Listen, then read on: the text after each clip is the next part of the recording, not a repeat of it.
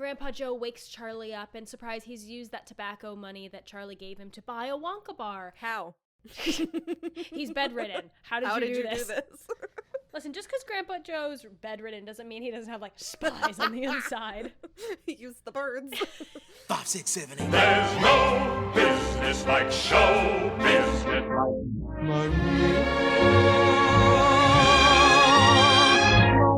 Mamma mia, here I go again. My Of the music Oh, what a silly, silly, silly movie. Very, very silly movie. I texted Anna that whenever I was a kid and watching this, I had a crush on Gene Wilder as Willy Wonka, which honestly explains a lot about my taste in men. It does. It really does. Anyway, welcome. Hi, guys. I did have a lot of fun watching this film. Yeah. Because I think it is one of those films that's, like, pretty regularly on cable. Yeah, and that's why it got famous. Maybe around the holidays. Yes, Like, yes, it but I mean, didn't do well in our yeah. lifetime. No, it didn't, and I'm going to talk about that later. But like, it wasn't like a family tradition that we watched this, but I remembered it. However, I couldn't remember how it ended. Oh, really? Oh, lovely. So that was a nice little surprise. I was like, I know the kids get like picked off one by one. One by one. It's very dark. Also, I was definitely in a production of Willy Wonka Jr. as a tween. Spectacular. I think I was too. I honestly don't remember. Or I saw one. It's very weird. But I had the DVD of this in the 25-year anniversary re-release, in which they had all 5 kids come back and do commentary. A commentary. And I watched that all the time. They were so funny. They were just like, they had such a good experience. They all were laughing about it. The woman who played Violet Beauregard was hysterical. It was just such a delight listening to them talk about it. And that was always my favorite thing. I always loved watching the extra features about how the movies were made. And so to have like these 5 kids as an adult talk about their experience and their experience with Gene Wilder and like all of that was just really delightful. Anyway, guys, welcome. That's a great segue into welcome back to 5678, a movie musical podcast. If you are new here, welcome to the show. Welcome to the circus. This week we are diving back into the deliciously nostalgic Willy Wonka and the Chocolate Factory. Yay. The music is so iconic. Ugh. All right, we start off title cards with just a lot of overture. chocolate.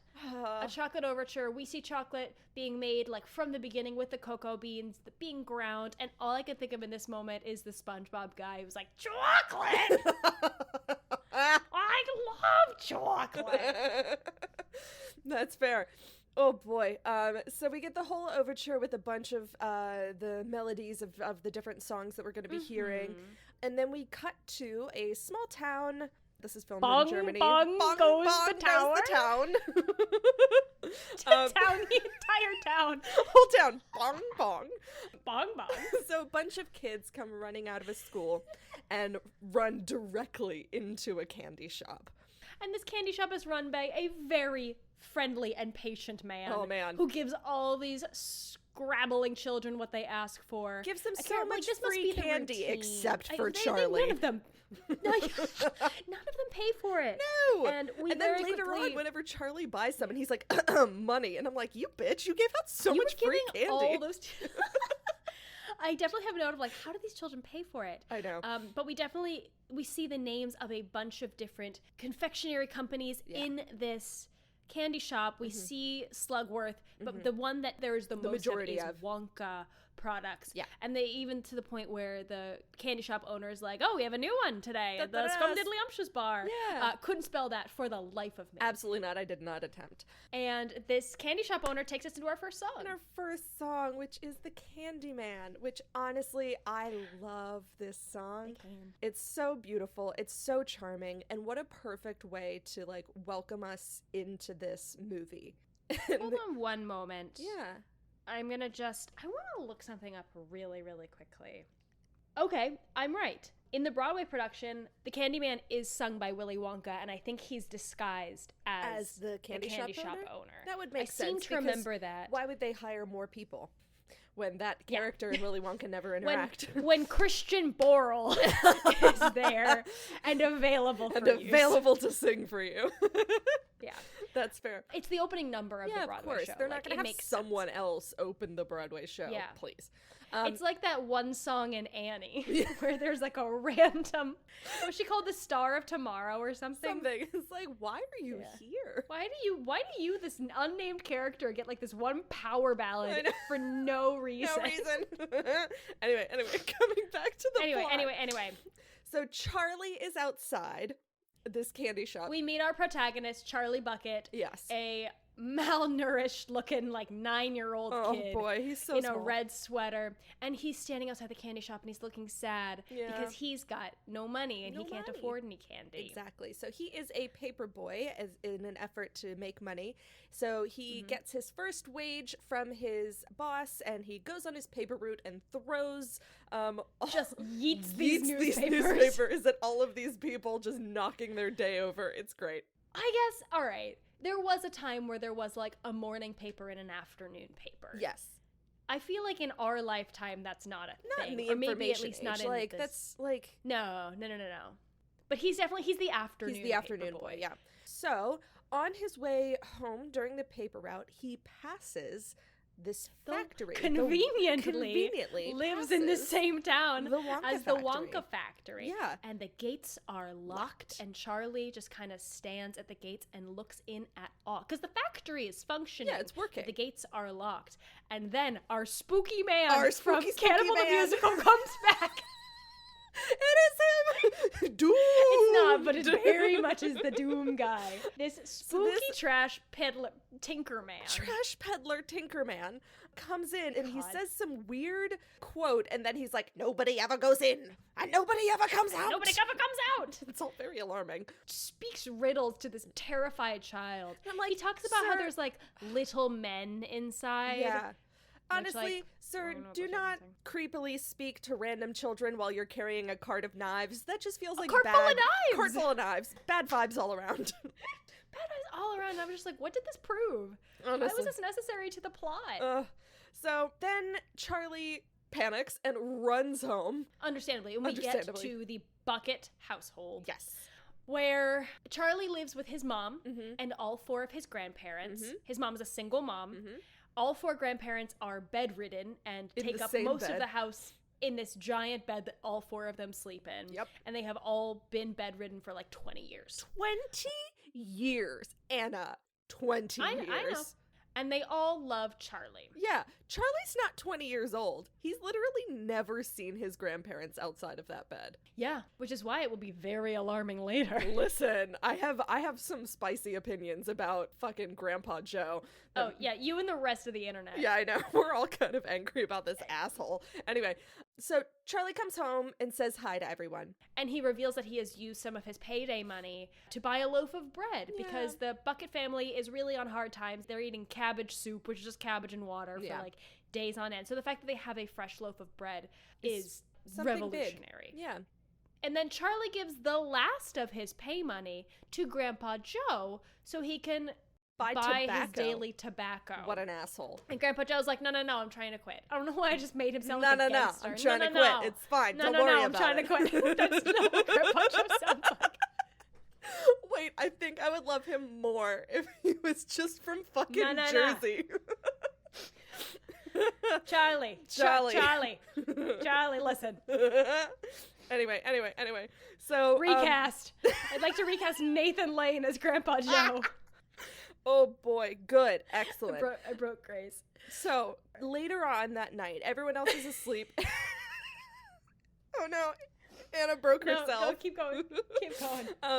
And Charlie is talking to Grandpa Joe about this weird guy. And so Grandpa Joe gives a little bit of backstory about Wonka. So he had like locked up the factory several years ago because there were all of these spies that were coming in to work at his factory, especially from this dude Slugworth, who also makes candy. And he was like, it's too much. I can't trust anyone. So he shut down everything. And then like years later, everything restarted again, but no one was rehired back. And no one ever goes in, no one ever comes out, and everyone's just they like, don't know who who's the fuck working is at the working factory? at this factory? Because it's a big factory. There must be easily 1,000 huge. workers. Yeah. I will say, so we've set up in this scene that there is this ominous villain character of Slugworth, who is a competitor, fully thought as Slughorn from Harry Potter the entire time. Cut to school. The funniest Honestly, teacher. The teacher might be one of my moments of joy. He is a goon. He got, like, He's my 2 goon. scenes. He is a goon. Okay, long story short, and we don't need to get into the details of this scene. Charlie's asked up by this teacher to, like, be his assistant for an experiment, and then there's and a not at all commotion safe outside. demonstration. No. But honestly, like, what decade was this supposed to? This is from what? The 70s. 70s? Yeah. Like, scientific safety in schools.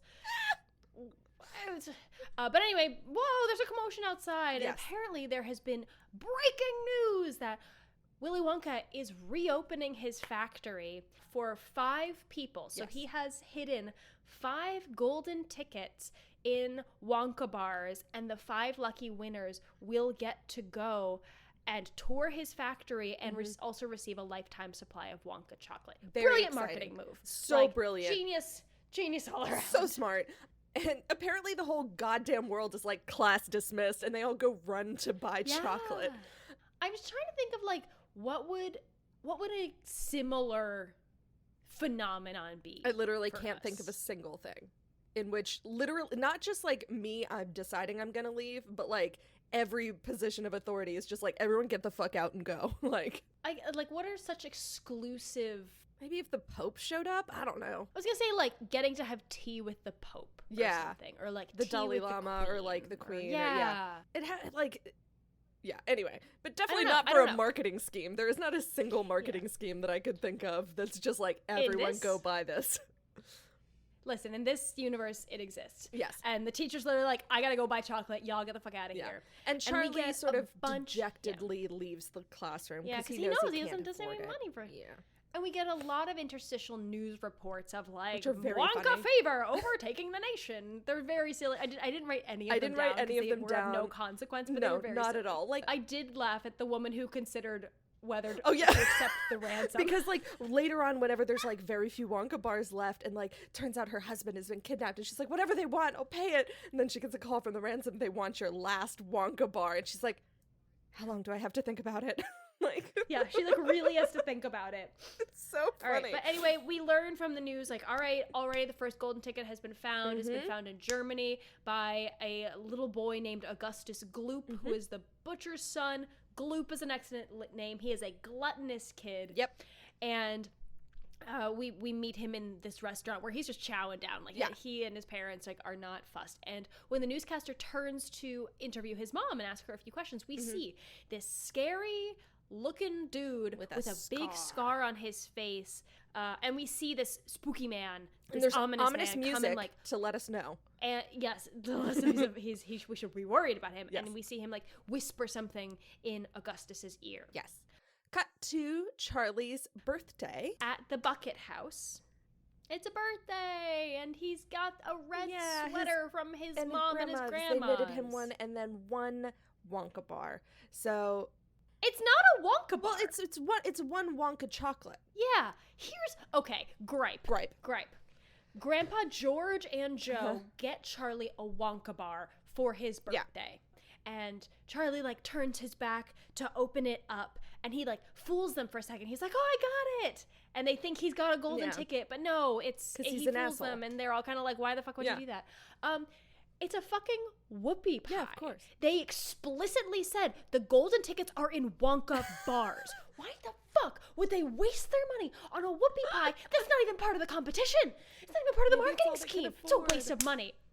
Well, then don't make it seem like, oh, maybe I the know. golden Well, ticket's in did there because we there's did they dialogue about that. I don't remember them explicitly stating. I know that it was hidden in Wonka, like chocolate. I didn't know that it was hidden in all right, Wonka we can fact check this. bars. I thought it was explicitly said bars. it's in the Wonka Maybe. bars because that's all we ever see being opened. Yeah, maybe just because those are more easily. This is the hill I mass-produced in die prop on. Department. Because in that scene, Charlie's like, "Oh, we'll share this whoopie pie," and I'm like, "What was the fucking point of buying a whoopie pie?" Anyway. All right, Charlie doesn't get a golden No. ticket in this scene. The next winner we cut to a peanut factory in which all of the workers are no longer shelling peanuts, they are shelling chocolate bars, and this is owned by Mr. Salt, Henry Salt, I think it is, I couldn't care. Whose daughter is Veruca Salt, who is Veruca so Salt. spoiled. Just the brattiest child. Just yelling, why haven't they found it? I think they're jealous of me. You said that I would have one the very first day. And her father, like, cannot handle her. No. He's just like, anything for you, Veruca. Like, they're working as fast as they can. Yeah. But in this scene, after a couple painful, like, 30 seconds, one of the workers does find the golden ticket. Yeah. And she runs up the stairs, and Veruca takes it from her. She's like, I found it. I'm like, no, you didn't. Down. Yeah. But we also see that spooky man with the scar. Yeah. Who was there in the factory, goes up to Veruca and starts whispering in her ear, but we don't hear it. And then just then, another ticket has been found by Miss Violet Beauregard from Montana. Yeah. And this little spoiled girl's thing is that, like, she chews gum, and that's her shtick. And her dad is a used car salesman, which was very funny to me. Yes. Big Matilda dad vibes. Yeah. From, but, like, not cruel. but not evil. Yeah. It's mostly the aesthetic. It's the aesthetic, yeah. The Violet's whole thing, she's like, I normally chew gum, but when I heard about the Wonka contest, I switched to chocolate bars, and now that I found a ticket, I'm back on gum. And once again, our spooky man with the scar is right there in the TV cast, whispering in her ear. Cut to Charlie. It's after his paper route. He's shown up to his mom's work. She is a laundress. He's like, hey, I thought I'd walk you home. She's like, I'm actually going to be here late. I have a lot to get done. And so he tells her, you know, the third ticket was found. I thought you'd like to know. And she's like, you seem like, are you okay? And he was just like, there's only 2 left. If you're wondering if I'm going to get any, I'm not. It's not going to be me. And he's just very upset and downcast. And the mom is like, there's 100 billion people in this world. And I'm like, not quite. And she's like, and only 5 people are going to get them. And, you know, she tries to make him feel better, but it's not really helpful. She does a shitty job of making him feel better. I can see it coming from a place of, like, we should be rational and, like, it sucks, but, like, it's not worth getting this upset over because the odds are inevitably stacked against you. And Charlie's definitely dejected, and he leaves. And then the mom sings the song, the worst Cheer Up song. Charlie. The worst song. God, I always skip because the scene. You see him just, like... I was like, and next... I had forgotten about this song, and it's essentially the mom being like, cheer up, Charlie, like, the sun will shine again. I'm like, ma'am, you just shat all over his dreams. And then you sent him to walk home alone. And you sing this to him now that he's gone. Like, I just... Bad. This scene had so much potential. You can't see, the audience can't see what I'm doing. You're I'm like wiggling lobster my arms claws. around. I am. This song had so much potential, and this scene had so much potential, and then they were just, Boom. like... Yeah, if they kept them in the same spot or had her walk him home, then it could have actually been like a 1-to-1 as opposed to her just like singing into space while he dejectedly walked home alone. Anyway, cut to... I'm checking to see if it made it into the Broadway production, but you can take over. Cut to the 4th ticket being found by a boy called Mike TV, who is appropriately named because he is obsessed with watching television. We get a little bit about him. His dad has a funny line where he like has a fake like pop cap revolver gun. He's like, my dad won't let me have a real one. His dad's like, not till you're 12, son. It was like, yes, you are in Arizona. Update. It's at least titled differently. Okay. For the Broadway production, it's called If Your Father Were Here. Ooh. I don't know anything more about that. Interesting. But I hope it's a better number. Mike TV is also approached by the creepy Scarface man. Spooky Scar Man. Later that night, Grandpa Joe wakes Charlie up, and surprise, he's used that tobacco money that Charlie gave him to buy a Wonka bar. And they open it. He's bedridden. How did you do this? Sorry, anyway. Listen, just because Grandpa Joe's bedridden doesn't mean he doesn't have, like, spies on the inside. Use the birds. Yeah, I'm just imagining a bird flying with a Wonka bar now. They open it together and, it's just a regular Nothing bar. there. And, okay, this is where we see, like, the real mania kicking in, because now 4 tickets have been found. There's an like, auction Wonka bar, for, like, the last case in the UK, auction. and it's, like, the price is going up, and then at the very end, the auctioneer is like, Your Majesty! Your Majesty! The fact that not one of her representatives showed up, but the actual queen showed up. The queen herself. And then this is the bit where, like, that lady's husband has been kidnapped and the ransom is a case of Wonka bars. Can I think about it? So we get a news report, like a breaking news that the last and final ticket has been found by this millionaire in Paraguay, and Charlie's just, like, devastated. And he goes to school, and his teacher does something very silly again. Again, big goon energy. And Charlie's walking home very dejectedly, and in the gutter, he sees a, silver dollar or something, silver coin. Yeah. I was very confused by what, because, I mean, but again, like, if this is America, that is a coin that I do not, I guess you're right, it could be a silver dollar. Yeah. It was very big. It was very large. There's like the 50-cent coin that was never popular that was fucking huge that had JFK's face on it. Oh, I didn't know that. I couldn't care less about coins. Maybe I'm making that up. I don't know why I have that in my brain as a thing that exists, but that may be a complete and blatant lie. Anyway, Charlie uses this debatably legal coin and goes to the candy shop because he's conveniently outside. Yeah. And he asks if he can buy some candy, and the candy owner's like, that's what I'm here for. And he buys a... Sorry. The candy man is like, Charlie, well, yes, you may buy candy for me. Yes, you came to a candy store. And Charlie buys a scrumdiddlyumptious bar and starts Scarfs to it. chow down on it. And I don't understand why. I think he's just I don't know if he's just eating his feelings. I don't know if he's just like worried that someone's going to take it away from him. I don't know. Like, I don't know. That bit was unclear. But he goes to leave and he's like, you know what? I'm going to buy a Wonka bar for Grandpa Joe. And here's my question about this man that owns this candy shop. Because Charlie does order the scrumdiddlyumptious bar, and the candy man's like, hey, you need to pay me. So Charlie gives him the entire coin.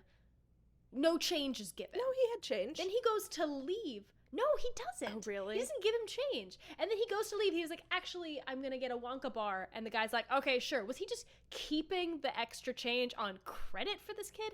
Maybe he gives the change back. He gave the change back. I have sworn he didn't. Yeah. Anyway. Yeah. No, I thought he did, but yeah. It's not important. The point is, Charlie gets buys a Wonka bar to take it home to Grandpa Joe. Yes. As Charlie exits his candy store, we hear this kerfuffle commotion at the newspaper stand. Breaking news on the newspapers. The Paraguay ticket that millionaire found was a fake. Oh. So which means there's still one golden ticket left. And Charlie is filled with hope again. Just like, and instead of... I must open this candy bar that I said I was going to give to my grandpa. Yeah. I can't wait until I'm out of the street. So he opens it. It's like a lovely little glint, and he found it. He found the last one. Oh. And a woman sees him. Grabs his arm. Is like, this. Yeah, just like, he found it. And then Charlie is suddenly surrounded by people who may be trying to steal the ticket, but are more just like, this is a children's movie, so they're like super happy that he found it.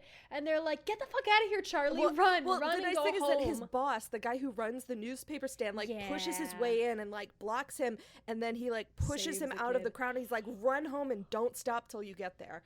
And don't come back. And then we get a lot of shots of Charlie running happily through Germany. And this is just like, this is not America. No, it's not America. We are not in an American town. No. And so he gets home and he yells, I won! I found some money in the gutter. I bought a golden ticket. The last one was a fake. It was on the news, and I have the last one. Wait. Before he gets home, he stopped. Oh, fuck, I forgot. Sorry. It's okay. Well, what you said is still valid and will happen in 30 seconds. While Charlie is running through this nondescript German town that's definitely not America, he runs through an alleyway and he is stopped by our spooky, scary Scar Man who appears out of the shadows. Spooky Mormon and he introduces Helldream. himself and he says, Spooky Mormon. I am the Spooky Mormon, Arthur Slugworth. No, there's no Mormons in this film that I'm aware of. But he introduced our spooky Scar Man. We learn his name. It's Mr. Slugworth, the guy who's the big competitor of the Wonka candies. And he goes, congratulations on your golden ticket. I would be so pleased if when you go to the Wonka factory, you get a sample of Wonka's latest invention, the everlasting gobstopper, and bring it to me, because otherwise it will put me out of business and I will make you very, very rich. Yes. If you can bring me a sample of this. Now, he pulls out like a stack of money and he's like, you'll get 10,000 of these. And my brain was just like, okay, $10,000 or 10,000 of these stacks, because that makes a difference. Agreed. I also don't know what the fuck kind of money that was. It was blue. Ew. It was also Wonka way money. too big. It was not American what was currency German size. money before the EU? I can't remember. I The don't mark? know, but The that German feels mark? lazy. That feels lazy on the part I of the think production this wasn't design. supposed to be set in America. It was supposed to be a nondescript, could be anywhere town. Oh, okay, but they all have American accents. I know. Well, four of the people were definitely from America. Unclear where Charlie was from, because he's from the same town as Wonka, and it's not supposed to be a particular town. Yeah. And then one's German and then one's British. So All right, wherever the Wonka factory is where we are. Yeah. Currency is. That would explain my gripe about the enormous silver coin. But anyway. Charlie runs away. Charlie is spooked by this encounter and runs home, and everything that you said happens, where he's like, I got the ticket, the last one was a fake, I got it, it's mine. Yes. And they all crowd, like, he shows it to Grandpa Joe, who is clearly the preferred grandparent. Yeah. And Grandpa Joe reads aloud the text that is on the ticket. Yeah. That's like, congratulations, you won. Yeah. Come here, Show up to come my to the Wonka factory. factory on the 1st of October. You can bring one family member. Here's my gripe. So obviously Hit me with these it. kids are from all over the world. Is Wonka paying for their flights, or is this just extremely Oh. prejudiced against people who wouldn't be able to travel to his I factory? hadn't thought about that. Like, Charlie is super lucky that he lives in that town, because Yeah. if Wonka's factory had been like in a different country, he wouldn't have been able to get there. I don't know. Especially since It's he finds this definitely ticket. a Surprise, thing- surprise! October 1st is tomorrow. It's tomorrow. Anyway, this is just a very silly gripe. Yes. Charlie says to Grandpa Joe, we can bring a family member. I wish you could come. Yeah, because my mom was so And bad Grandpa at comforting Joe's- me the other day that I've decided that you are the one that I'm gonna take. Yeah, my mom sucks. Yeah, my mom told me I- that I wouldn't fucking find it, Justice so. for Charlie's mom. No. Mrs. Bucket is Did feeding her a best. family of six, including herself. She's the On only one one- making a decent wage, and Charlie's newspaper money that he gives to Grandpa Joe for tobacco. Yeah. All right, justice for Mrs. Bucket. But instead Charlie's like, Grandpa Joe, I wish you could come, Yeah. but you're bedridden. And Grandpa Joe's like, Surprise, I will motherfucker. move heaven and earth. Yeah.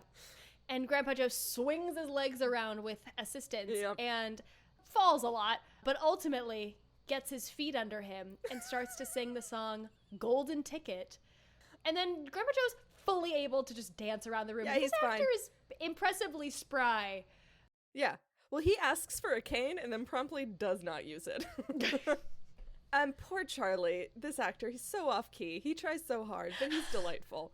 It's funny as I didn't even notice that because I was so just alarmed by the fact that Grandpa Joe is like, Just got Kicking up. his He's heels just around. Like, I'm fine. and this Ugh. is the moment where Anyway. they're like, wait, the ticket says we have to be there on the 1st of October. That's tomorrow. That's How tomorrow. convenient that they don't have to travel far. Yeah, exactly. And Cut at to the the next end day. of this scene, though, Yes. once the song finishes, Charlie tells Grandpa Joe about Mr. Slugworth and his offer. Cut to the next day. It's a beautiful, crisp October day in Germany. Gorgeous. And a large crowd with news reporters is outside the Wonka factory because they're supposed Yep. to meet at 10 a.m. 10 a.m.? Something I like think that. it's 10 a.m. Bong bong Yeah. goes the clock. It's Wonka time. It's Wonka time! And all the winners are there as well. So it's a crowd of news Yes. people and the winners. And each of them have one of their one parents parent. with them. And the doors open. And we get our first shot of Gene Wilder as Willy Wonka. And he comes out and he's leaning very heavily on his cane. Yes, he's and limping. a bit. Yeah. And so everyone kind of quiets. They're like, oh no, is Yeah, he gonna survive? What's wrong with him? Um, Because no one's seen so- him in years. No one's seen him in years. And so he slowly gets out, and then as he approaches the gate, his cane that he's using pretty heavily to walk on gets stuck in like the cobblestones, and he takes another step and then falls forward into a somersault and jumps back up, and everyone cheers. Oh, silly Mr. Wonka. Silly Mr. Wonka. Iconic choreography. Iconic. That must have hurt on cobblestones. They must have put some kind of padding underneath. The carpet that he was on, that he rolled on, must have been a thicker padding. Or they must have like hidden a couple things underneath the carpet as well. Well, I mean, because the stone that his cane gets stuck into was styrofoam, so he had to practice so that he could stick it into it without looking for the styrofoam. I know this love because that. I watched the commentary several times when I was a child. I love that. But Wonka greets the crowd. The crowd cheers. He opens the gates and he invites the winners in. He learns their names and he takes their tickets. And then he shuts the gate and he leads them onto their tour. Inside. And they go back through the door that he came in on. They get into like a little foyer, and there's a silly bit where they all hang up their coats and hats, and the coat hangers are live hands. Their hands that just grab. Yes. And then we get to a very large and not readable at all. This made me illegible laugh. contract. I had forgotten about this scene. Yeah. Wonka invites all the children up to this like pedestal thing, and on the wall, probably like 10 feet high, is this massive liability contract where the text, it's clearly supposed to be handwritten because the text starts large and then gets smaller and smaller and smaller and smaller. You ever written a happy birthday card? Big ass B. Oh no. Oh no. Surely other letters will fit. All right, that's the whole thing, and it's essentially a liability contract. That's like, And if anything bad happens to you, we are not responsible. Well, and to be fair, like, the parents, especially the used car salesman, is just like, whoa, whoa, whoa, whoa, I am signing no contract without a lawyer present. And Wonka's like, tough shit, then I guess you don't go in. Yeah, if you don't And sign the this, kids- you don't get to go. And the kids are like, that's bullshit, Fuck I'm it. going into this factory. I'm signing. Veruca starts and just fully grabs the pen, Yeah. followed by Violet and all the other kids, and Charlie's like, should I do it, Grandpa? He's like, we don't have anything to lose. We have literally nothing. Go for it. And also all the kids sign the contract, and Wonka leads them through a trick door to what is essentially a dead end, and they get all squished, and it's a big kerfuffle, and they're all like on top of each other. The only way to get out is to go back through the door they came, and the parents are like, we just came through that door, and What Wonka's was the like, point did of this? you? Did and he you, opens though? the door, and it's a completely different New room. different hallway. Yeah. It's an optical illusion hallway. Yeah. And there's a little bit where Wonka has to use a secret keyboard thing to like make music. It's a musical lock musical to note. let them through. Well, and it's so funny because Mike TV's mom is like, Rachmaninoff, and it's Mozart. It's Mozart. Yeah. And then cut to the other side of the door, and it's a very normal, large-sized door. Yeah. And Wonka leads them into the first proper room of the chocolate factory. room. It's the chocolate room, which if you've seen any scene or any like, You know this scene. you know this scene, you know this set. The music gives me chills at this moment. The looks on their faces, honestly. The music build up. It's just such a overwhelming room. It's like sensory And- overload. Sensory overload. And then we get the song Pure Imagination, which again, it feels like if you know a song from this movie, it's either Candyman or Pure Imagination. Agreed. And Gene Wilder starts to sing to them about how as long as you can think of it, then you can make the world match what you can think of, and it's just so lovely. And he lets the kids, he does like a bit of like stopping them and from walking forward with his cane until eventually he allows them all to like run and explore, and they all Because everything in go the and room try is all these edible. different sweets. Yeah, everything in the room is edible. And you know, and he has his final moments where he drinks from a like daffodil teacup, which then he chews on. It's all very silly. This song is a lot more introspective than I remember. Yeah. I maybe because I've heard it so many times. It's used in a lot of commercials. It's used in a lot of like cabarets and stuff. So I haven't heard Gene Wilder's version in a minute. Yeah. And paired it with this film, but it's a lot more to himself and as him as an observer of the guests. These children. I do have a fun fact about that teacup. Do you know what I'm going to talk about? Of course I do. And I only mention it because at the end of the song, as you mentioned, Wonka picks up a teacup that looks like a like part of a flower, and he drinks tea from it, and then he chews on it. And I was like, oh, I wonder if that was like white chocolate or something, because it's yellow. Nope. It's fully wax. And I guess they must have done that because white chocolate would probably melt under the cinema lights. Eventually. Yeah. But I was like, But he just had to chew on wax until they were like, cut! Spit it out. Anyway, at that point, the group's like, what's that? Yeah. And we see the Oompa Loompas. Yes. Well, also, there is a moment where there's a brown river that's running through, and the dad of Veruca Salt is like, it's industrial waste. It's like, holy shit. You got yourself a liability, Wonka. And he was like, no, you fucking idiot. It's chocolate. In fact, it's a chocolate river. It's how we mix our chocolate. I have a chocolate waterfall.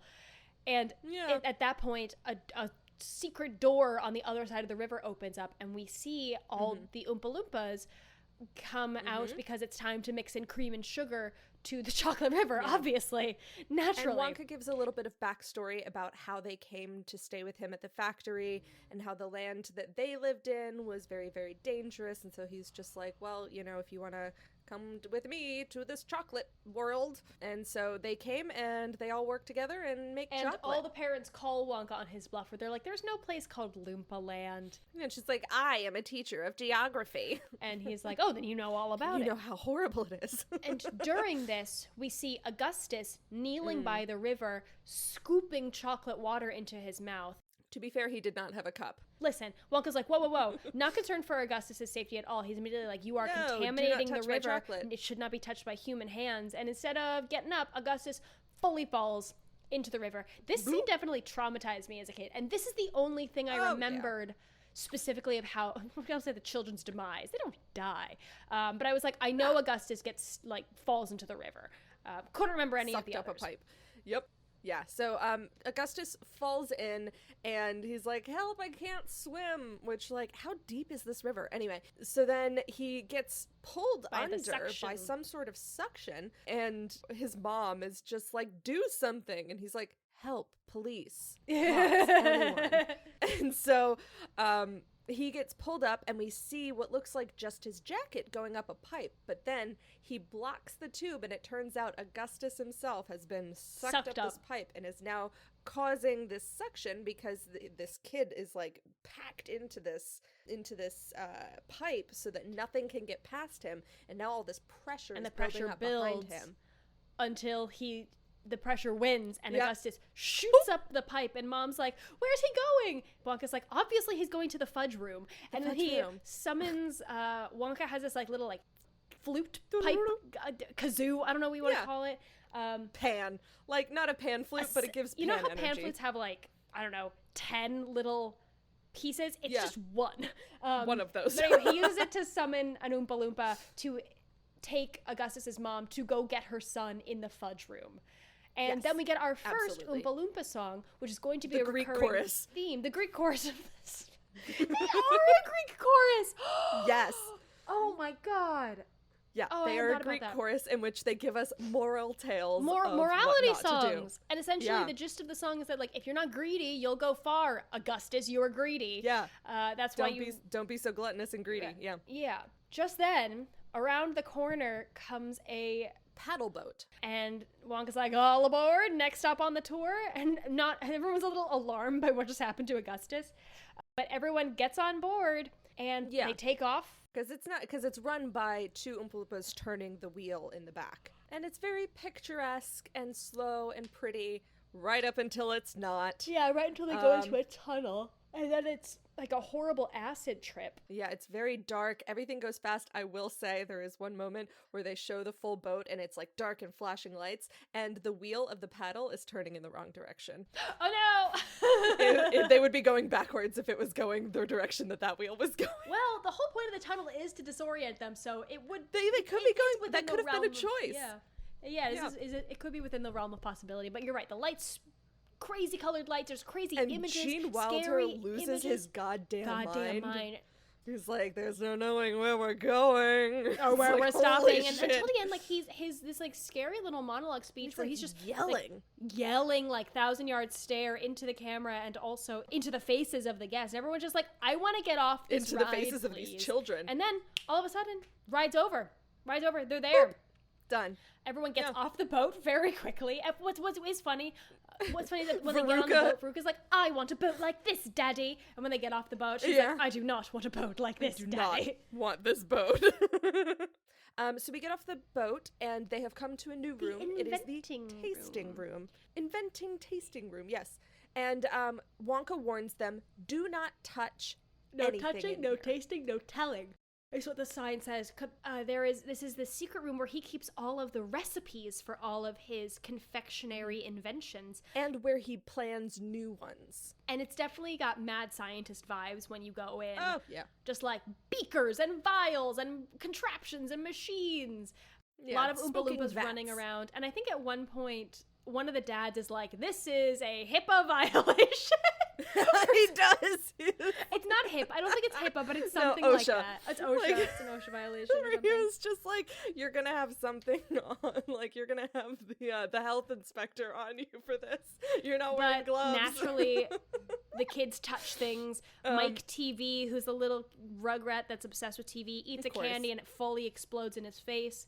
But Wonka, there's like one machine that's covered in cloth, and like one of the kids goes to peek underneath it, or maybe it's a dad, and Wonka's like, "Don't look."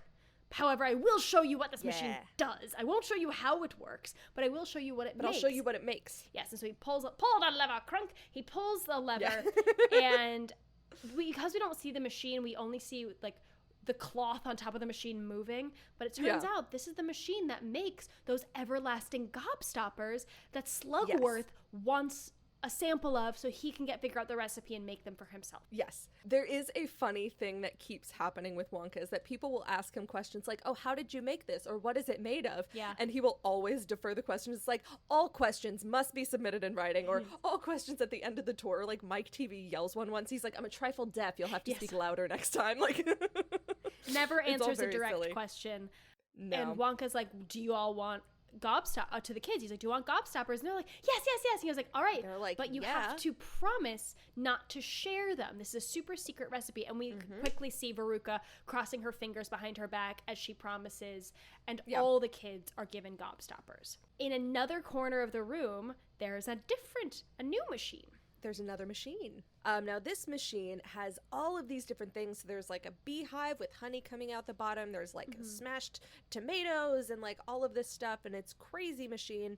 And it spits, and he shows them how like that it works, and then it spits out one tiny little piece of something, and they're like, that's all that it makes? And Violet's like, I know what that is. It's gum. That's gum.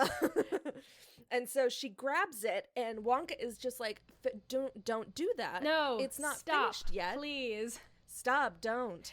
But at first he's like, don't do that. It's finished. It's not finished yet. And she's like, I don't care. Any gum is good enough for me. I know and then that's when he's gum. like, stop, Don't know. But what's special about this gum is it's a 3-course dinner. So Violet naturally pops the gum in her mouth because she knows more about gum than the confectionery master. And she's like, wow, gee whiz, it is like a 3-course dinner. I'm getting mashed potatoes. Tomato soup. Yeah. And now I'm getting like roast beef. They're like, oh, what's We dessert? get to dessert. And she's like, I think it's blueberry pie. It is blueberry pie. And then It's delicious. Violet starts to inflate. and turn blue. And they're like, you're turning violet, Violet. Yes. And then Wonka's like, this always happens at this stage, and we haven't figured this out yet. They all become blueberries. Don't worry, I'll get there. They always turn into blueberries, and I'm like, try a different pie. And Violet essentially blows up completely round and turns blue, and she looks like a blueberry. Yep, she does. And then we get our second Greek chorus of the But Oompa first, Loompas. Wonka summons out Oompa Loompa to be like, all right, take her to the juicing room so she can be juiced. And her dad's like, Right. why? Why does she have to be juiced? And Wonka's like, otherwise she'd explode, obviously. She'd explode. And Violet is rolled around by the Oompa Loompas during the second morality song about this song. This Oompa Loompa morality Greek chorus song is about how gross gum chewing is. Yeah. It's so weird. Whereas like feels less like a morality thing and more of just like It's like, a this is a personal tick of preference. mine. Yeah. Yeah, like we can agree it's gross, but it's not the same as like greed is bad. Yeah. So then we get a really quick scene, which is, again, very famous, of the lickable wallpaper scene. And he was like, the blueberries taste like blueberries, the strawberries taste like strawberries, the snozberries taste like Snozberries taste like snozberries. snozberries. Snozberry. Who ever heard of a snozberry? I will say in that scene also, Wonka continues the tour and he goes, 2 nasty children gone, 3 sweet children left. So ominous. So ominous. And he very, very quickly takes them through a room that is working on an invention that's not finished yet. Yes. We're sensing a theme here. Yes. Of these fizzy lifting drinks. So the room is filled with bubbles, and Wonka implies that, like, when you drink this, you'll be able to float, but, like, don't touch it. It's not done yet. It's not done yet. It's And a little at bit this too point- powerful. I haven't figured out the formula yet. Yeah, and he continues a tour. It's kind of like an interstitial room. They, like, move through it on their way. Yeah. And this is the point where Grandpa Joe is a bad influence Bad person. on his impressionable 9-year-old grandson. He's like, hey, Charlie, let's Just have a sip. What could go wrong? Let's have a sip. We'll hang back. What could go wrong? And they both have sips of this extremely carbonated beverage, and they start to float. Oh, and it's very fun at first until they realize they can't get down, and they are lifting themselves up towards an industrial fan, which will definitely kill there's them. There's a very tall room with a big exhaust fan, and they can't get down. They only keep floating up, and they start panicking and panicking until Grandpa Joe burps and discovers burping releases the gas that's built up inside them, so they just have to burp their way back down. Yes. So they just furiously burp, and then they land and catch up to the others. Yes. Thinking they've gotten away with it. Yeah.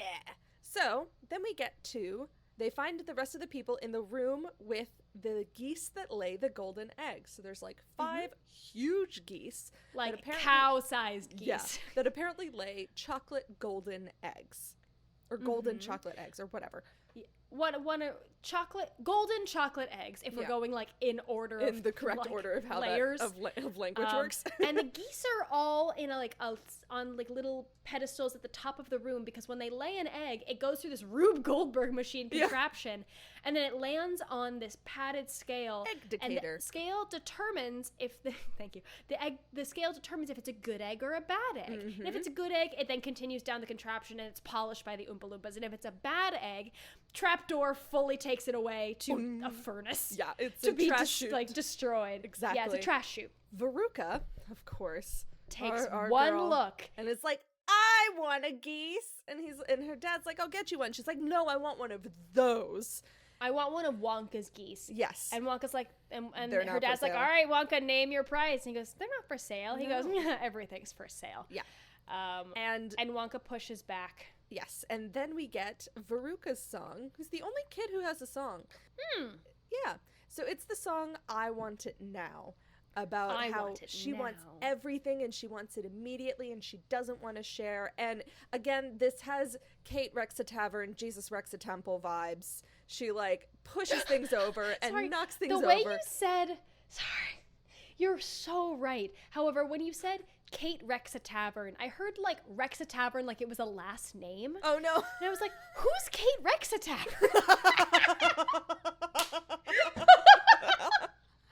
And then you said Jesus wrecks a market or whatever it was. Wrecks a I was temple, like, oh, yeah. okay. I'm caught up. back on board. I was like, who the fuck is Kate wrecks a tavern? Now I really want to make a character, and that's their name. That'll be my next D&D character. Is Kate I was Rex gonna a say, Tavern? that's a great. That's so niche. I love that. All right. Okay. All right. So she just like ruins Big everything. Kate wrecks a Tavern tavern vibes. energy. Yeah.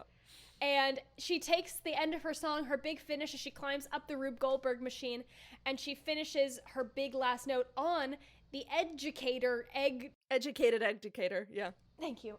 And the scale's like, you are a bad egg, and the trapdoor opens and Veruca disappears down the garbage chute. And her dad And her is father's just like, oh God. there's this funny scene where he's like, where does that go? And he's like, the trash chute. And he's like, thinks he's joking slightly. He's like, the trash chute. Where does it actually go? Well, into the furnace. The furnace. What do you mean? Like, it's all very silly. But And Wonka's like, well, we only turn that furnace on every other day, so there's a good chance she's still sporting alive. chance. And so he tumbles in after her, trying to her save father her. goes after her. Yeah. Veruca! Yeah. So Then we get another morality Greek chorus tale morality song. about spoiling your children. Yeah, like if your kid's a brat, it's probably your fault, Yeah. parents. So they didn't actually blame Veruca for this. They're just like, you know who's at fault for this? The mother and the father. And I'm just Mother like, and the father. all right, yeah. Right. I mean, I've agreed agreed with all of the morality ones, like gum chewing's gross and greed is wrong, and like don't it's spoil probably your the parents' kids. fault. Yeah. Don't spoil your kids. So our dwindling group keeps moving on then. and Mrs. TV is just like, I just need to this is sit such a down, stupid and little they're scene. like, okay, all right, let's take the Wonka mobile, which is a car powered by carbonated drinks, in which they get covered in foam and then go through a squished car wash, and then they're all dry cleaned. It's the scene doesn't matter. It's very silly. And like, okay, here's the thing. If this scene introduced us to the fact that Mike TV had also been approached by Slugworth, and that was the first time we heard about it, then this would be a compelling scene. Because when Mike gets into the car, he asks his mom, like, do you think Slugworth's gonna want to know about this like crazy pay car? more for this?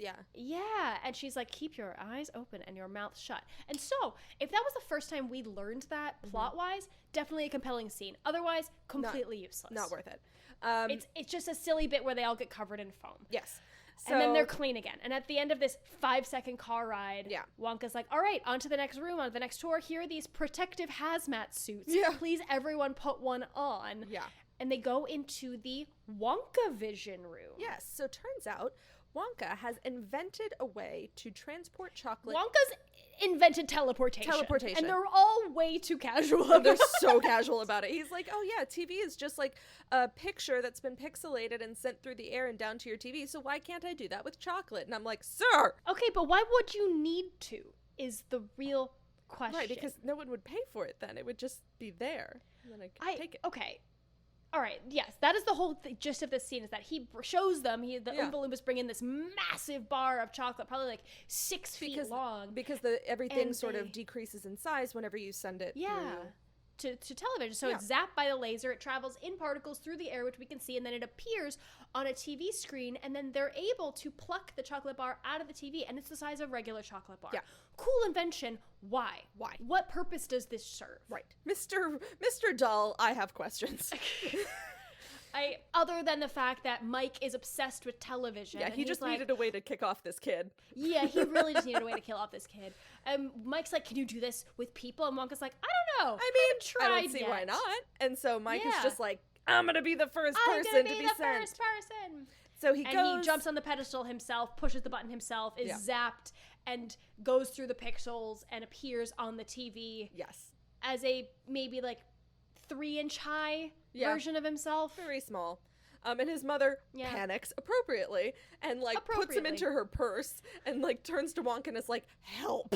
So he's like, well, luckily kids this age are very stretchy. I think she's my favorite parent. Yeah, I think so too. She's got some good lines. And so she's like, well, he's very stretchy at this age. Yeah, take him so let's take him to the taffy pulling room. He'll be fine. And she faints. And then we get a moment of joy for me. So Wonka summons an Oompa Loompa, gives the purse to the Oompa Loompa, and it's like, take him to the taffy pulling room.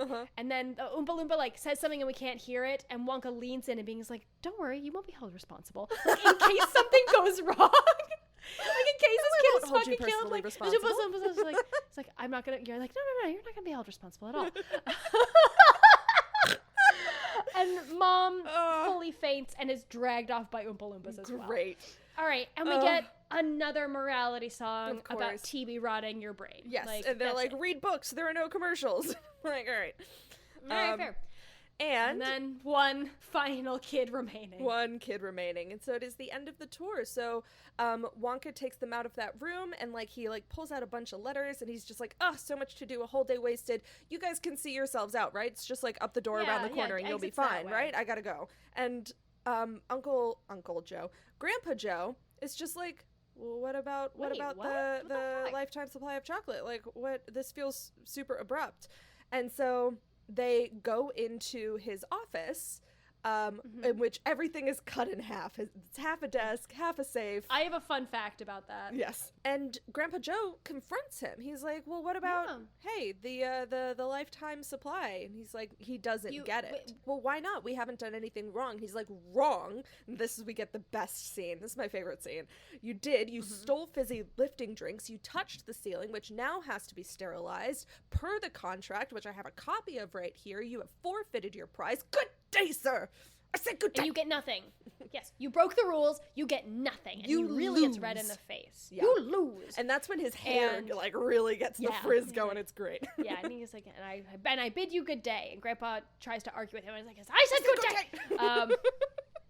Grandpa yells at Wonka, tells Charlie they're leaving. Grandpa swears he's going to get even with Wonka, even if it means stealing a gobstopper And for Slugworth. giving it to Slugworth. And Charlie Hears and that. Charlie hears that, but like goes to leave with Grandpa, and then like his conscience can't let him. So he turns back to Wonka, and he returns the gobstopper that he was given on Wonka's desk instead of stealing it for Slugworth. And then he goes to leave, and Charlie... Excuse me. And Wonka turns around to Charlie, and I just think of... covers it with his hand. He's like, so shines a good deed in a weary world. I'm like, sir, calm down. And he turns to Charlie, and he goes, my boy, Charlie, you won! You won! You did it! And Wonka asks Charlie, like, can you ever forgive me? You have to understand this was all a test. And he reveals that the guy who said he was Slugworth, who comes through like a side door, is like, actually, he is my employee. This was all a test. Yeah. I had to make sure that your heart was In the true right and place you or wouldn't whatever. betray me. Yeah. Yes. And And Wonka's like, oh, there's so much more to do now. And Grandpa Joe and Charlie are like, what the fuck is happening? what is happening? So he takes him to a glass elevator, which he tells The them- Wonkavator. The Wonkavator. Which Like, it's an elevator. A Wonkavator. I know. Every time that someone's just like, it's this, and he's like, no, I have a branded name. It's the Wonkamobile. It's the Wonkamobile. And so basically it's covered with buttons, and each button will take you to a different room in the factory. The elevator, the Wonkavator doesn't just go up and down. It goes sideways and backwards and forwards and any ways you can think of. And there's just one button that he's never pressed. So he has Charlie press it. And Pew! Up it's we like go. a rocket has gone up underneath the elevator. They just go up, up, up, and they gain speed, and understandably, Charlie is A concern. panicked Well, and very Grandpa afraid. Joe is like, this is made of glass. It will shatter and like slices into a million pieces. And Wonka's like, probably.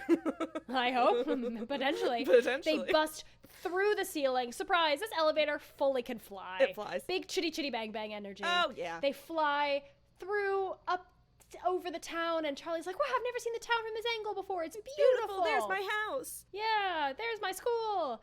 And Wonka asks Charlie, like, how'd you like the factory? And Charlie's like, it's amazing. It's everything I thought it would be and more. It's beautiful. And Wonka's like, good, because I'm giving it to you. He's like, I can't live forever, and I don't want to try, and an adult would have their own ideas, so instead I want an impressionable youth that I can mold. Child! It was a little bit sinister, I'm gonna be honest. It definitely is. And he's like, don't worry, your family can live here too. Yeah. Which is like decent, I Great. guess, seeing as how it's like a massive It's like, yeah, no, I'm not gonna property. kidnap you, I'm gonna kidnap your Yeah. whole family. But there is something really ominous. He was like, I wouldn't give it to a normal adult who has a fully developed temporal lobe. I'm No. gonna give it to a child whom I can mold and make sure they do everything exactly how my I want way. it. But I won't have responsibility because I'm gonna get slapped with a bunch of lawsuits Nope. after this tour.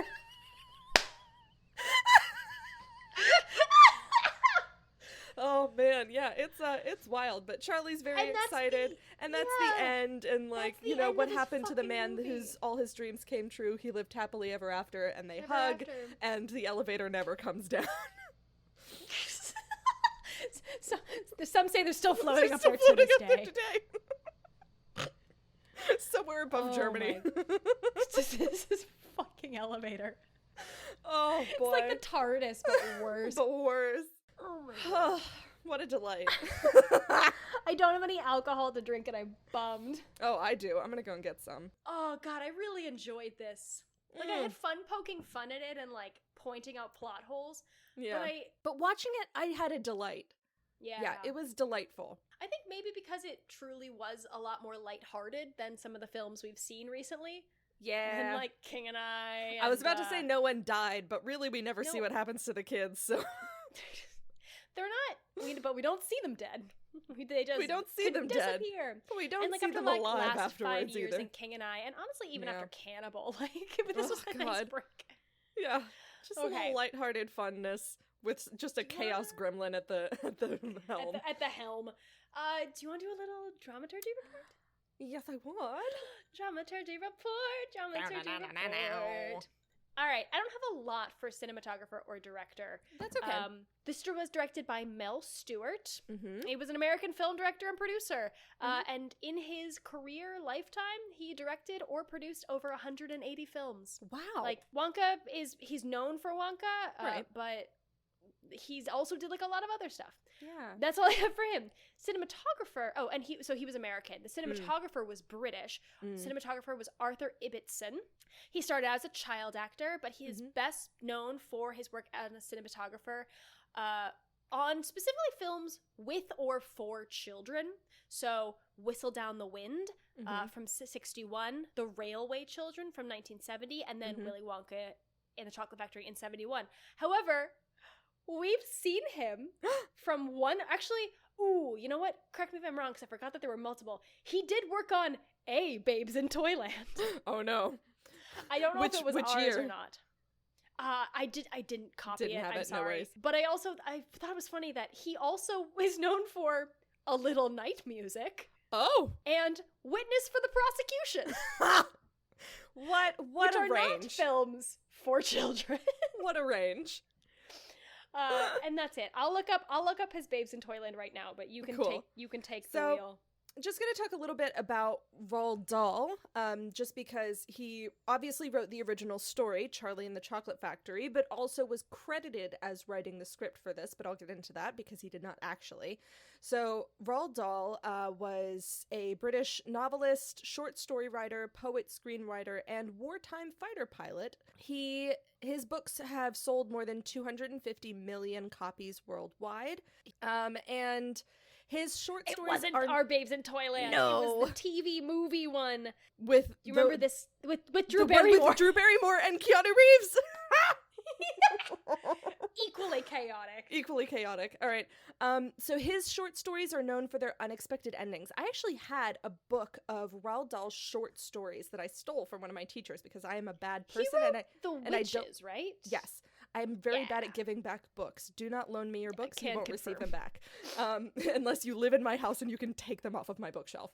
Anyway, I had a copy of his short stories and they were very dark. I remember they're some dark. of them that were aggressive. Or they're just they're written for children, but they're not babying children. No, his short stories were not written for children. His Oh, books okay. were. So like but in the same The vein, Witches we're like, and The Witches is James scary. and the Giant Peach and Giant Charlie and the Peach, like- Chocolate Factory. It is some dark themes. There's in which, less pandering to children as there is Yes. now in some media. Yes, absolutely. So, as I said, his works include James and the Giant Peach, Charlie and the Chocolate Factory, Matilda, The Witches, Fantastic Mr. Fox, the DFG, The Twits, The Giraffe and the That's Pelly why and I Me. felt Mr. Salt was Yeah, like, or not 'cause Mr. Salt, Mr. Beauregard. Mr. Beauregard was like the dad in Matilda's Matilda. dad because it's written by the same fucking guy. So now, in terms of the screenplay, so he began adapting this to be on the screen, Roald Dahl, but he wasn't able to meet the deadlines. Basically, he gave them, like, whenever they were supposed to start filming, he gave them, like, an outline and, like, pointed to different chapters in the books because he's like, it's already written. And they're like, no, that's not what we need. That's not how this works. And so they ended up... That's so funny. Yeah, so they ended up having someone else come in, David Seltzer, to write the screenplay, but they told him, sorry, we can't actually give you credit because we need Roald Dahl's name attached to this as a way to sell this movie because he was already famous at that point. But Roald Dahl, like, disowned this film, saying that he was disappointed about how it turned out because it placed too much emphasis on Willy Wonka and not enough on Charlie, because obviously Gene Wilder was one of the draws for this, and not this tiny child actor who had never done anything before.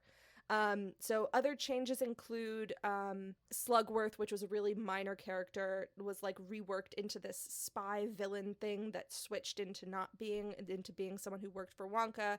The Fizzy Lifting drinks was added, the ending dialogue was added. So he really wasn't happy with how that got put together.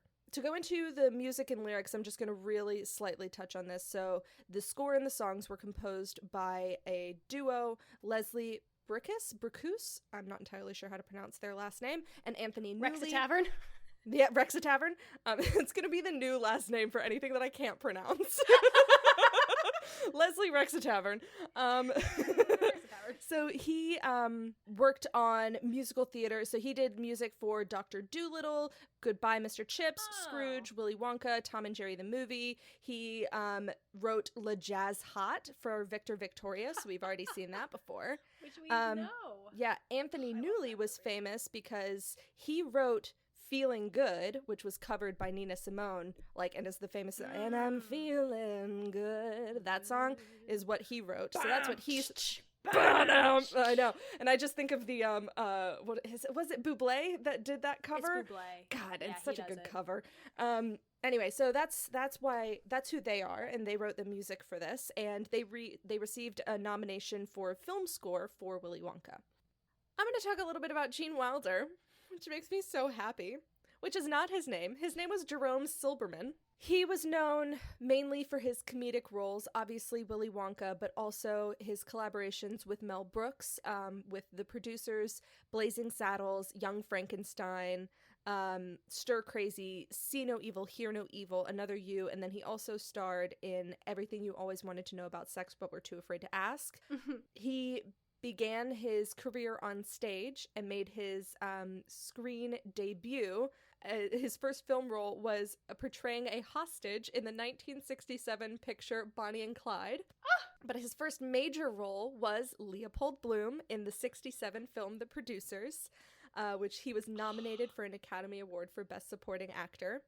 And it was the first in his collaborations with Mel Brooks, which, they got a bunch of nominations for all of their works together. He directed and wrote several of his own films, especially with his third wife, who was Gilda Radner. He starred in 3 films with her, and the last 2 he also directed.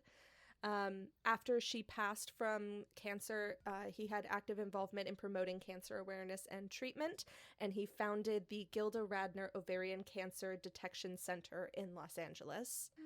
His last performance was in 2003 as a guest role on Will and Grace, and he received an Emmy Award for Outstanding Guest Actor, and after that he turned his attention to writing.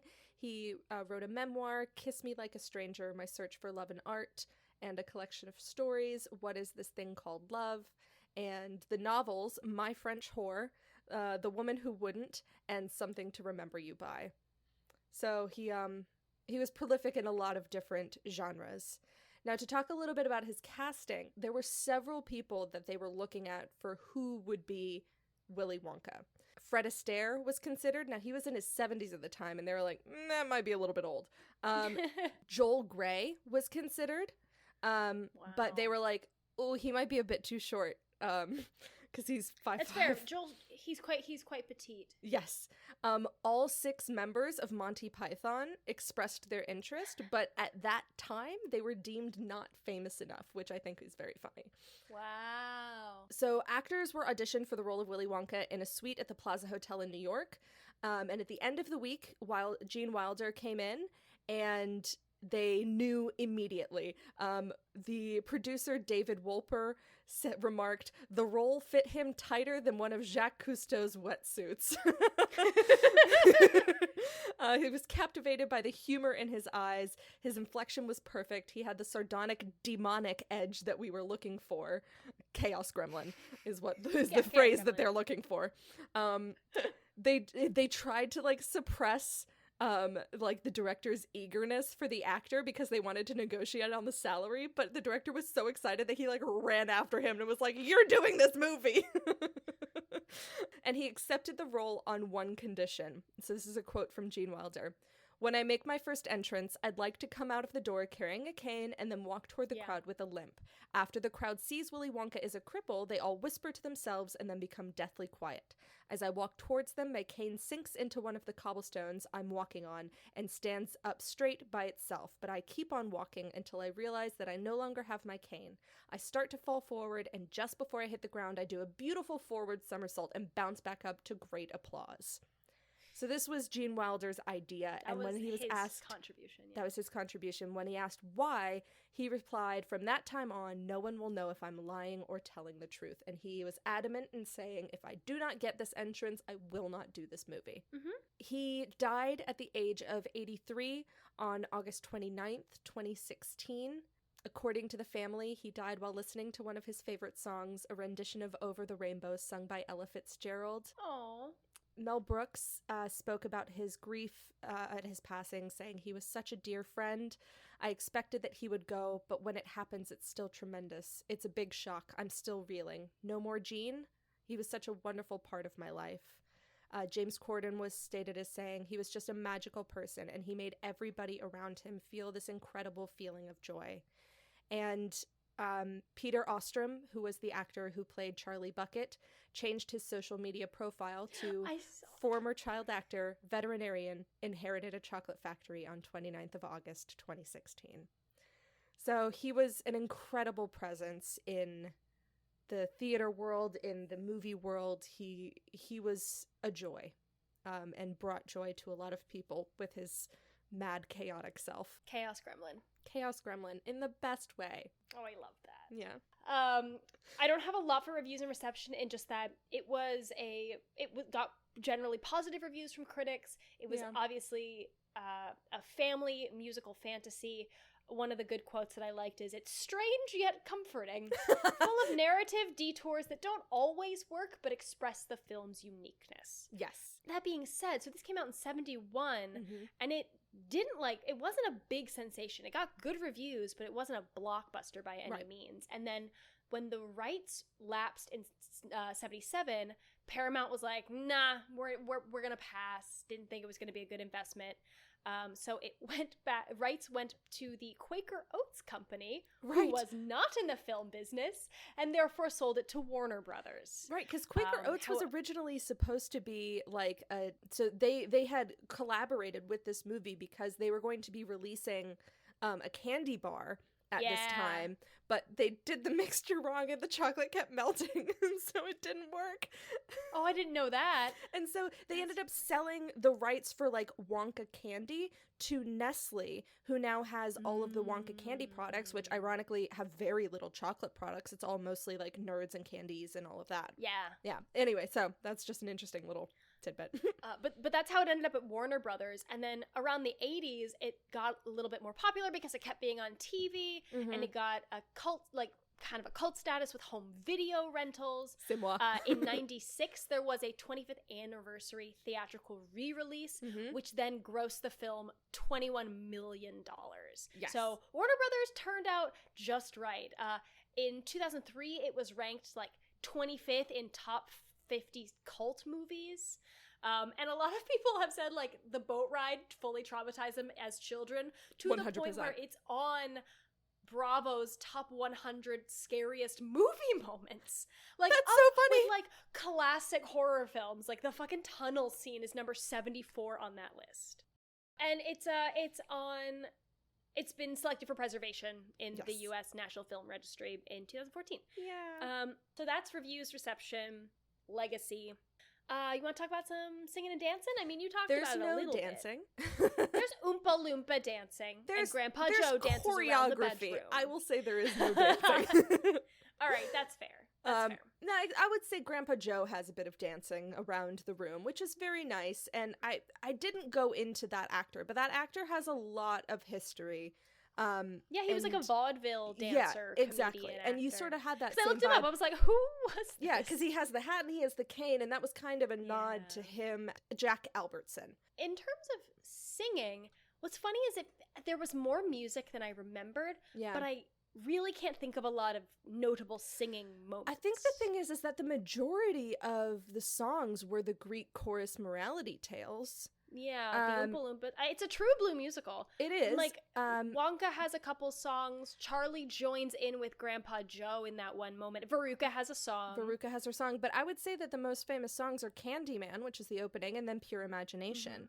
Those are the two songs that sort of are lasting in my mind. And none of them are, like, vocally difficult or big sweeping voices. No, but there's they're a not charm, show-stopping dancing in but the there's street. A charm and like a heart-pulling element of those two songs that just, they stick in your mind. And I was humming them all day yesterday and today. Just like, I think it's remarkable writing, because even though it is not technically difficult, it is soul-catching. Yeah, that's a really Yeah. good way of putting it. Grapes. I've mentioned all of my grapes as we've gone along, and they've been small ones. Yeah. They've been like inconsistencies in plot. Yeah, and then like my gripe are things that like because it's a kids movie, that's not something that you have to worry about. Like, Yeah. but in terms of just like how do people fly to you, Wonka? Are you going to pay for their tickets? Why did Grandpa Joe and Grandpa what's his face buy fuck you a Grandpa whoopie Joe. pie when it was very clearly supposed to be in a Yeah, Wonka no, bar? I'm and gonna Wonka say my bars gripe only. is Grandpa Joe sitting in a bed for 20 years, and then For as soon 20 as he years. gets a free ride to somewhere, he's like, "Look, I can stand again, bitch. Go get a I job." think that's everyone's gripe. That's everyone's gripe. Anyway, I have a very Giggles. silly giggle, tell me. which is I found, I don't know if this was the official tagline or like one of many that was used, but the tagline for this film was, "It's everyone's non-pollutionary, anti-institutionary, pro-confectionary factory of fun."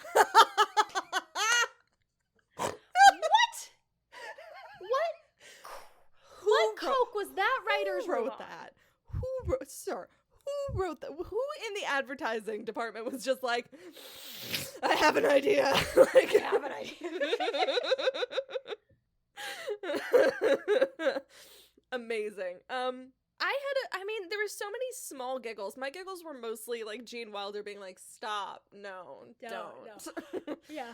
I I will tag onto that. That recurring gag is one of my favorites. And the recurring gag of him being like, "I'm a little deaf in this ear, speak louder." It's like all questions must be submitted in writing. Stop. I'd have to say my moment of joy is that first entrance into the chocolate room. Because and again, this is one of my fun facts, but no one had seen in that room yet. And so all of the parents, all of the kids, that was their genuine reaction to this huge set that they had built. And it speaks volumes. It gives me chills thinking about like just that music, the slow opening of the door and then the swell, and you see the look of like genuine shock and awe on their face. So that's just a big moment of joy for me. I think the first moment of joy was the Candyman song for me. I just kept thinking about who's paying for this. But I that also thought of sets another the tone. gripe, which is Ooh. the Cheer Up Charlie song. Oh, fuck that song. Do you have any other fun facts that have not already been said? So we've talked about the Mozart Rachmaninoff fun fact. And then the only thing that's left is that from the director's book, so he wrote a book called Pure Imagination, The Making of Willy Wonka and the Chocolate Factory, which I'd be interested in reading. Yeah. And he says that the reason that everything in Wonka's office is cut in half is that because after having gone through all that like whimsical and creativity in the factory, they were like, we gotta do something. It can't just be a regular office. And they were Can like, you imagine? Fuck it, cut everything in half. But I love the idea that they were like fully out of ideas by that point. What And do they were we just do? like, I don't know. Cut everything it in in half. I love that. And even like his magnifying glass is cut in half. in Did you half. see that when he goes to look at the and contract? then the bust of the statue on his desk that he put his hat The on. contract was even cut in half. Yeah. It was like sliced down the middle. So stupid. So silly. Yeah, the one fun fact that I have left, because I said most of mine, so the chocolate river was made from 150,000 gallons of water and real chocolate and cream, which was stupid because So stupid. obviously that's going to spoil Go under the bad. lights. Well, and apparently the original formula, the river was blood red, and so it looked very ominous. It's like, this is the blood of all the other children.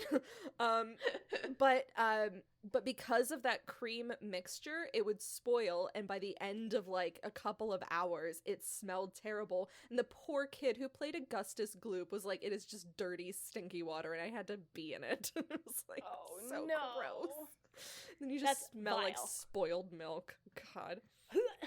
Well, and let's end on a happy note. So, Okay. in the just so it doesn't end on spoiled milk. In the DVD commentary, Peter Ostrom mentions that Peter Ostrom, who played Charlie, mentions that towards the end of the shoot, when it was just him as the only kid left, he and Gene Wilder often ate lunch together, and they finished those lunches by sharing a chocolate bar as they walked back to set. Oh. Yeah. Do you have any homework? No, I don't. Other than to watch this movie. It's free on HBO Max. Nice. That's how I watched it. I was gonna say eat some chocolate. Yeah. Oh, that's a good one. Eat some chocolate while you watch this. Yeah, eat chocolate while you watch this movie. That is our homework. Honestly, I love that homework. This was a joy. This was a really, really nice palate Delightful. cleanser. Yeah. If that is all she wrote, then that brings us to the end of this podcast. Thank you all for tuning in. I hope you had as much fun going through this as we did. Yeah. This has been 5678, a movie musical podcast. I have been Anna. I'm still Grace. And we'll see you next time. Goodbye.